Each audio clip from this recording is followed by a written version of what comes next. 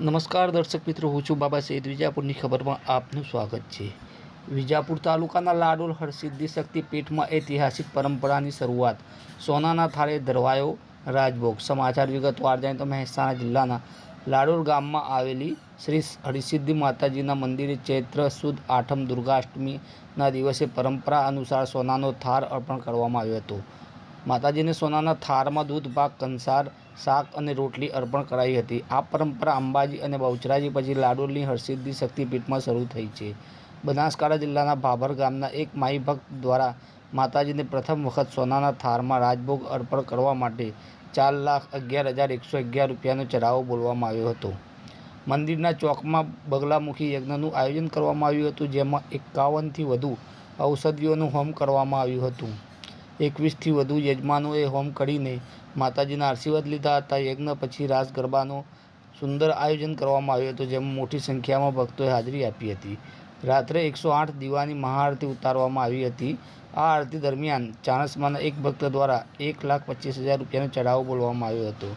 સવારથી સાંજ સુધી હજારો માઈ ભક્તો માતાજીના દર્શન માટે ઉમટી પડ્યા હતા. આવા સમાચાર અપડેટ લઈને ફરીથી મળતા રહીશું. ત્યાં સુધી આપણી ચેનલ વિજાપુરની ખબરને લાઇક કરો, સબસ્ક્રાઈબ કરો, કોમેન્ટ કરો, ખાસ કરીને શેર કરો અને સબસ્ક્રાઈબ કરો. જય હરસિદ્ધિ, જય અંબે.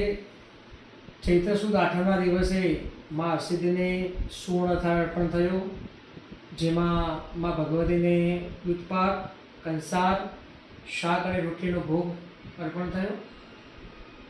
સાંજે જ્યારે માને થાળ અર્પણ થતો હતો ત્યારે સંપૂર્ણ કેમ્પસ ભક્તોથી ભરાઈ ગયું હતું અને ખૂબ જ આખો દિવસ ભક્તોનો ઘસારો રહ્યો. મા હરસિદ્ધિના સાનિધ્યમાં મા બગલામુખીનો મહાયજ્ઞની પૂર્ણાહુતિ પણ થઈ. અનેક ઔષધિઓથી તેમાં વિવિધ ઔષધિઓ દ્વારા એમાં હોમ કરવામાં આવ્યો. આ હોમ પૂર્ણ થયા પછી માતાજીને સુવર્ણ થાળ અર્પણ વિધિનો પ્રારંભ થયો, જેમાં ભાભરના અમારા વર્ષો જૂના ભક્ત દ્વારા 4,11,000માં પ્રથમ વખત માને સોનાનો થાળ ધરાવવા માટેનો ચઢાવો બોલી અને માને સોનાનો થાળ અર્પણ કરવામાં આવ્યો. રાત્રે ભવ્ય રાસ ગરબાનું મહોત્સવનું આયોજન થયું.